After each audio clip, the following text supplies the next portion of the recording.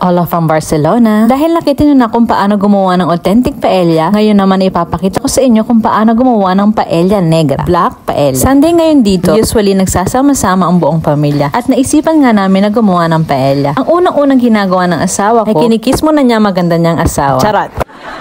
So, ang unang-una niya ang ginagawa ay piniplikok muna niya mga seafood na gagamitin sa paggawa ng paella. Ito mga kakailanganin mong ingredients: shrimp, garlic scapes, dahon ng fresh bawang, rice bomb, arroz bomba, squid at squid ink na nabili namin na frozen. Mas okay kung fresh squid ink pero mas practical kasi ito. Nagsaute siya ng garlic at onion. Inilagay na rin niya ang squid at inihalo ang tomato paste. Nagdagdag na rin siya ng pimenton de la vera, red paprika. Tinatansya na lang dito, walang sukat-sukat. Niluto niya ito for 10 minutes. Inilagay na rin niya ang squid ink. The more the merrier daw, para mas lalong umitim ang rice natin. Nagsidatingan na rin ang iba pa naming bisita. At eto nga si Chef Jama, hindi napigilang hawakan ng baby ni Margot. Ang cute-cute daw. Hinihingang patuloy ko ng isa.